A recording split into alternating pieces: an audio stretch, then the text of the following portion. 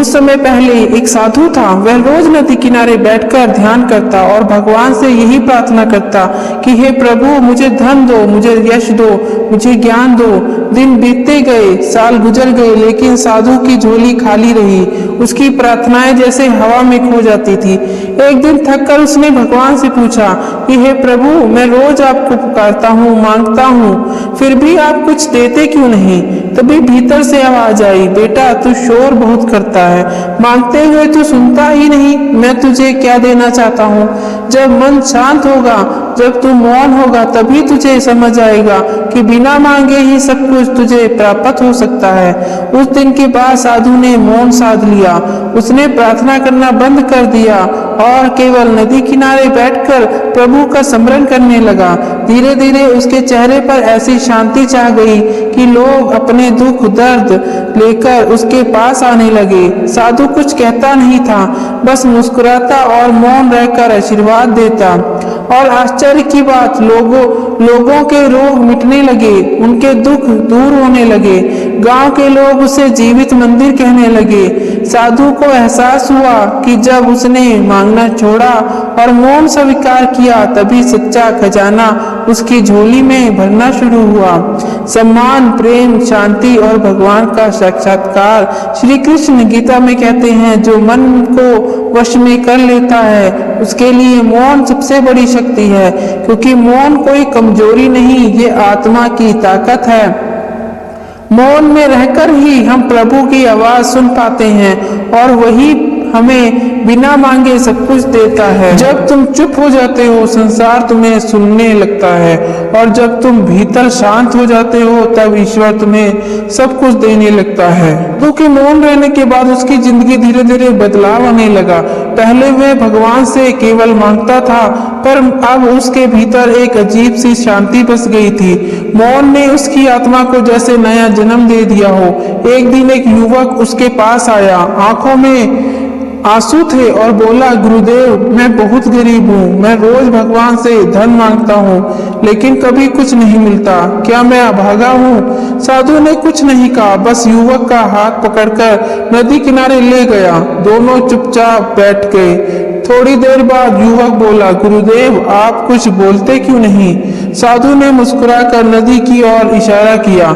युवक ने देखा, पानी शांत था, उसमें पेड़ों का प्रतिबिंब साफ दिखाई दे रहा था। साधु ने धीरे से कहा, जब पानी शांत होता है तभी उसमें सब कुछ साफ होता है। वैसे ही जब मन मौन हो जाता है तभी ईश्वर का आशीर्वाद साफ दिखाई देता है। तू बस शोर मचा रहा है, इसलिए भगवान की आवाज सुनाई नहीं देती। युवक को पहली बार समझ आया कि मौन ही सबसे बड़ी प्रार्थना है। धीरे धीरे साधु के पास लोग आने लगे।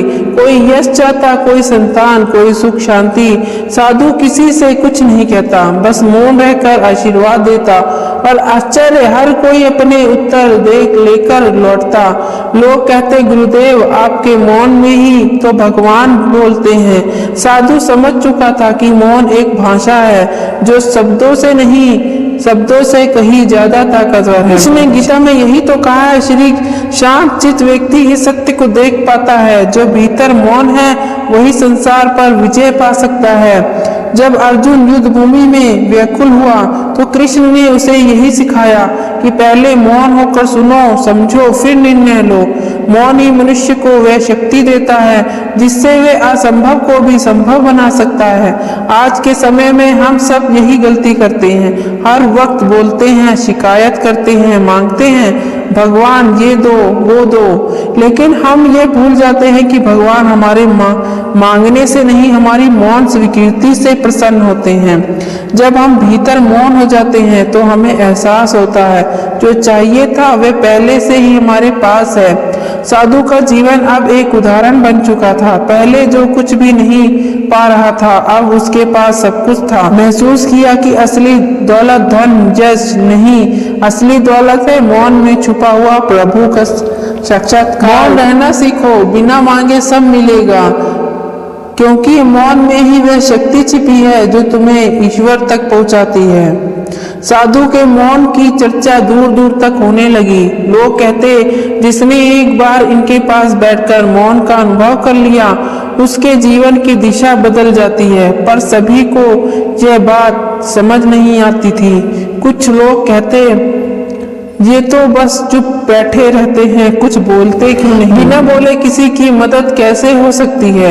एक दिन एक धनी व्यापारी उनके पास आया। उसके मन में अहंकार था। बोला, गुरुदेव, आपकी ख्याति दूर तक फैली है। कहते हैं कि आप मौत से सब कुछ देते हो, तो बताइए मुझे धन कैसे मिलेगा? मेरे पास पहले से ही बहुत धन है, पर मैं और चाहता हूँ। साधु ने कुछ उत्तर नहीं दिया, बस उसे बगीचे में ले गया। वहां एक पेड़ पर अनगिनत फल लटक रहे थे। साधु ने व्यापारी से कहा, देखो ये पेड़ मौन है, ये फल बांटता है पर मांगता कुछ नहीं, ना ही शोर करता है कि देखो मैं फल दे रहा हूँ। फिर भी इसे सब पूजते हैं, सब इसके लिए आकर शांति पाते हैं। तुम सोचते हो कि धन मांगने से मिलेगा, पर सच्चा धन बांटने से मिलता है। मौन तुम्हें बांटना सिखाता है। व्यापारी को पहली बार अपनी भूल का एहसास हुआ। वह साधु के चरणों में गिर गया। यही श्री कृष्ण का गीता का संदेश जीवंत हो उठता है। जो संतोषी है वह सच्चा धनी है, जो मौन है वही संसार का स्वामी है। अर्जुन भी युद्ध भूमि में पहले प्रश्न पूछता रहा, तर्क करता रहा, लेकिन जब मौन होकर उसने कृष्ण के उपदेश सुने तो तभी उसे सत्य की अनुभूति हुई। समझने वाली बात तो यह है कि मौन केवल चुप रहना नहीं, मौन का अर्थ शिकायत करना छोड़ना, हर वक्त मांगना छोड़ना, मन की भाग दौड़ को रोकना और अपने भीतर प्रभु की आवाज सुनना। आज का इंसान हर पल शोर में जी रहा है। मोबाइल का शोर, सोशल मीडिया का शोर, दुनिया की तुलना का शोर। हर कोई कह रहा है मुझे और चाहिए, लेकिन इस भाग दौड़ में हम अपने भीतर की आवाज ही सुनना भूल गए हैं। अगर हम थोड़ा सा मौन सीख लें तो हमें पता चलेगा कि जीवन में जो चाहिए वे पहले से ही हमारे पास है। साधु की मौन साधना ने गांव को बदल दिया। जहां पहले लोग एक दूसरे से जलते थे, अब वे एक दूसरे की मदद करने लगे।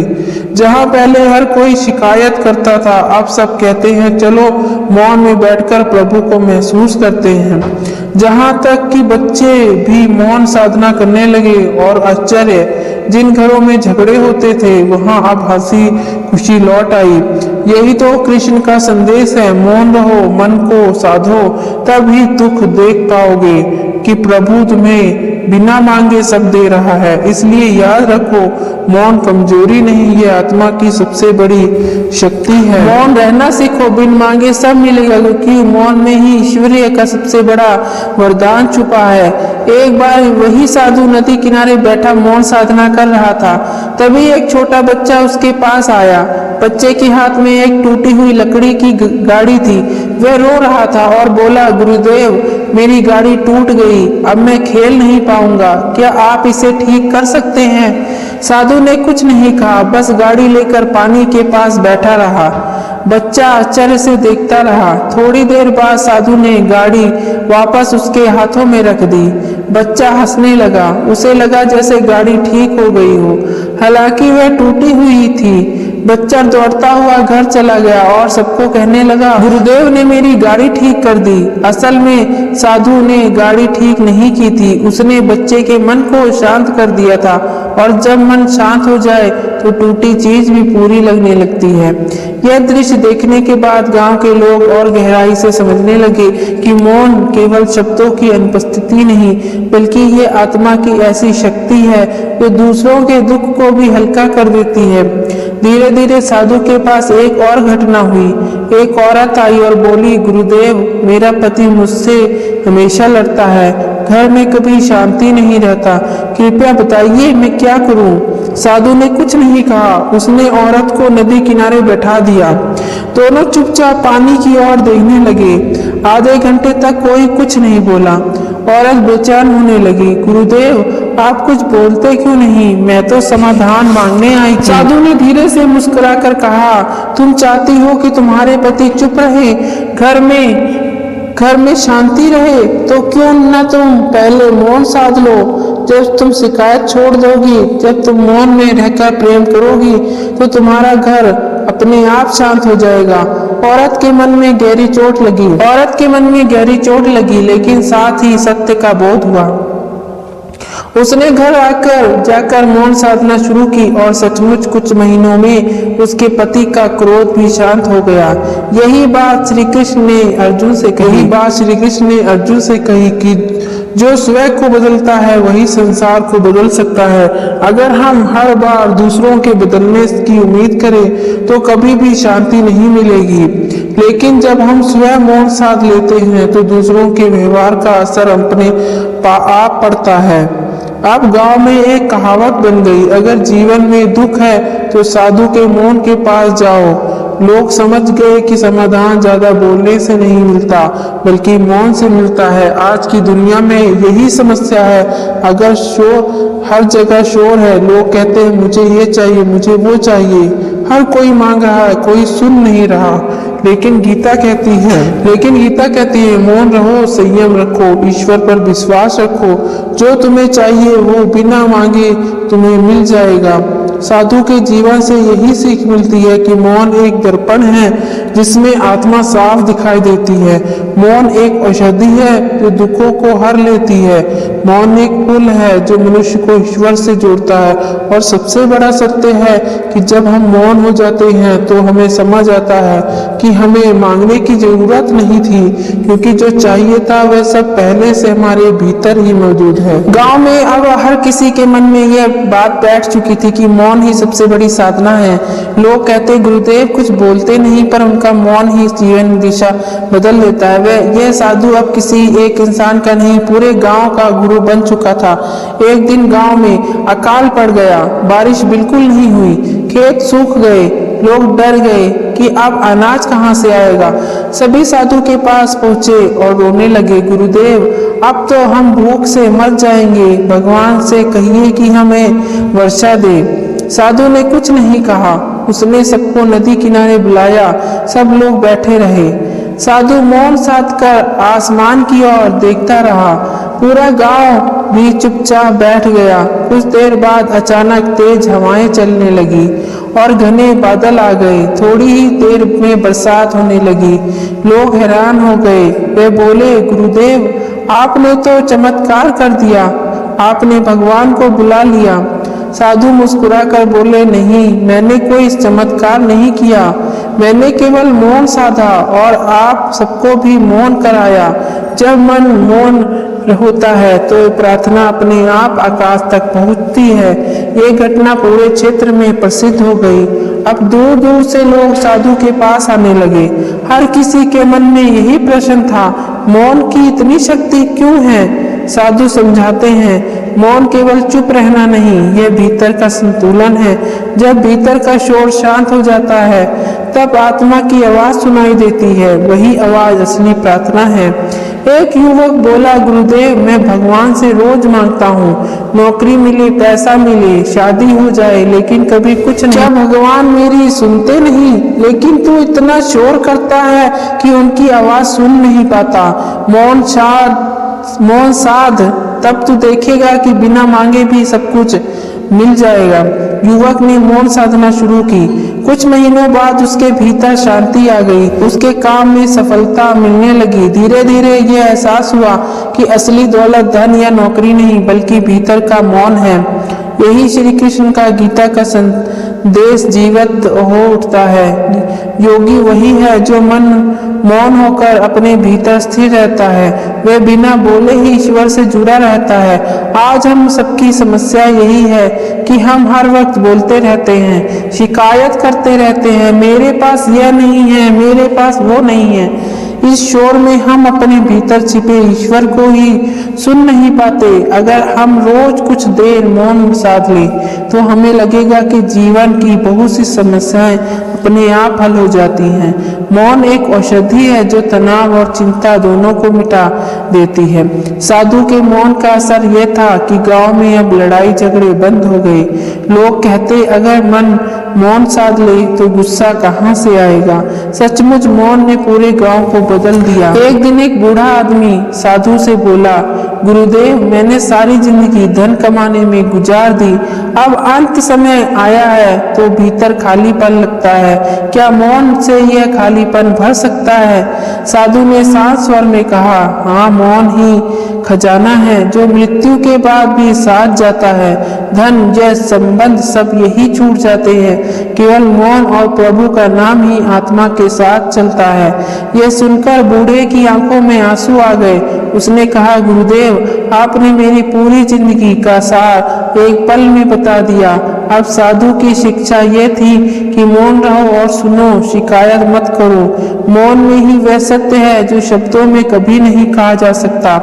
यही तो गीता का रहस्य है। जब अर्जुन युद्ध भूमि में परेशान हुआ तो कृष्ण ने कहा, हे पार्थ, मौन होकर मेरी बातें सुनो। मौन से ही तुझे सत्य समझ आएगा। आज की भाग दौड़ में अगर हम कृष्ण की वाणी को अपना ले तो जीवन बहुत आसान हो जाएगा। मौन हमें संयम सिखाता है, धैर्य सिखाता है और सबसे बड़ी बात ईश्वर से जोड़ता है। इसलिए याद रखो, मौन रहना सीखो, बिना मांगे सब मिलेगा। एक दिन तू सबसे बड़ा सम्राट बन जाएगा, क्योंकि बाहर का राज छीन सकता है पर भीतर का मौन कभी नहीं छीन सकता। यही तो श्री कृष्ण का संदेश है कि जो आत्मा पर विजय पा लेता है वही सच्चा विजेता है, और आत्मा पर विजय मौन के बिना संभव ही नहीं है। गांव और राजमहल दोनों जगह अब लोग मौन साधना करने लगे। धीरे धीरे ये परंपरा बन गई। हर सुबह लोग थोड़ी देर में मौन रहकर दिन की शुरुआत करते। इससे जीवन की उलझनें हल्की होने लगी। लोगों को समझ आ गया कि मौन हमें दो चीजें देता है, पहली प्रभु की निकटता, दूसरी जीवन की स्पष्टता। जब मन मौन होता है तो हमें साफ साफ दिखने लगता है कि कौन सा रास्ता नहीं है सही है और कौन सा गलत। आज इंसान की सबसे बड़ी समस्या यही है कि उसके पास सोचने की फुर्सत नहीं। हर वक्त भाग दौड़, हर वक्त शिकायत, हर वक्त मांग। मौन हमें यह विराम देता है कि जहां हम खुद से जुड़ सकते हैं। साधु का मौन अब केवल गांव में नहीं बल्कि दूर के शहरों तक चर्चा का विषय बन गया। लोग कहते ये कोई साधारण मौन नहीं, ये तो ईश्वर का मौन है। एक बार राजा तक की भी चर्चा पहुंची। उसने साधु को दरबार में बुलाया और कहा, गुरुदेव, मेरे पास सब कुछ है, धन, सत्ता, सेना, वैभव, लेकिन फिर भी मन अशांत है। क्या मौन मेरी अशांति मिटा सकता है? साधु ने राजा को जंगल में साथ चलने को कहा। वहां दोनों पेड़ के नीचे बैठ गए। साधु ने कुछ नहीं कहा। राजा बेचैन होता रहा। आधे घंटे बाद उसने महसूस किया कि उसका मन धीरे धीरे शांत हो रहा है। राजा बोला, गुरुदेव, मैंने पहली बार मन को इतना हल्का महसूस किया कि सचमुच मौन सबसे बड़ा राज्य है। धन और सत्ता तो बाहर का राज्य है, लेकिन मौन भीतर का साम्राज्य है। यह सुनकर साधु ने कहा, राजन, जिस दिन तू भीतर मौन को अपना लेगा, बीतने के साथ साधु का मौन एक प्रेरणा का प्रतीक बन गया। लोग कहते बोलने वाला ज्ञान बांटता है, लेकिन मौन रहने वाला आत्मा को छू लेता है। एक दिन एक युवा सैनिक साधु के पास आया। बोला, गुरुदेव, युद्ध में मैं तो बहुत डरता हूँ। तलवार उठाते ही मन कांपने लगता है। क्या मौन मुझे वीर बना सकता है? साधु ने सैनिक को जंगल में ले जाकर कहा, आंखें बंद करो, मौन में बैठो। कुछ देर बाद सैनिक ने महसूस किया कि उसका डर धीरे धीरे खत्म हो रहा है। मौन ने उसे वह एहसास दिया जो शब्द कभी नहीं दे पाए। सैनिक ने कहा, गुरुदेव, मैंने समझ लिया, असली बहादुरी तलवार से नहीं आती बल्कि मौन से आती है। जब मन शांत हो जब भी हम सही निर्णय ले सकते हैं। यही तो गीता का रहस्य है। कृष्ण ने अर्जुन से कहा था, हे पार्थ, योद्धा वही है जो मन के मौन में टिककर युद्ध करता है। भय और मोह केवल शोर में पैदा होते हैं, मौन में नहीं। धीरे धीरे गांव के बच्चे भी मौन साधना करने लगे। पहले वे खेलते खेलते लड़ जाते थे, लेकिन अब वे थोड़ी देर मौन रहकर गुस्से को शांत करना सीख गए। छोटे बच्चों का ये बदलाव देखकर बड़ों को प्रेरणा मिली। साधु ने सबको यही सिखाया, मौन से केवल आध्यात्मिक शक्ति नहीं मिलती बल्कि जीवन की छोटी छोटी समस्याएं भी हल हो जाती हैं। मौन से मन की उलझनें सुलझ जाती हैं। यहाँ तक कि एक बार गांव में दो भाइयों में जमीन को लेकर बड़ा झगड़ा हो गया। दोनों साधु के पास पहुंचे। साधु ने उन्हें कुछ नहीं कहा, बस दोनों को आधे घंटे मौन में बैठा दिया। जब समय पूरा हुआ तो दोनों भाइयों ने एक दूसरे को गले लगा लिया। लोग आश्चर्यचकित हो गए। गुरुदेव के बिना कुछ कहे झगड़ा कैसे सुलझा दिया। साधु ने कहा, झगड़े शब्दों से नहीं, उन्हें मिटा देता है। यही श्री कृष्ण का सार है कि मौन रहो, मौन साधो। मौन केवल चुप्पी नहीं, ये भीतर की दिव्यता है।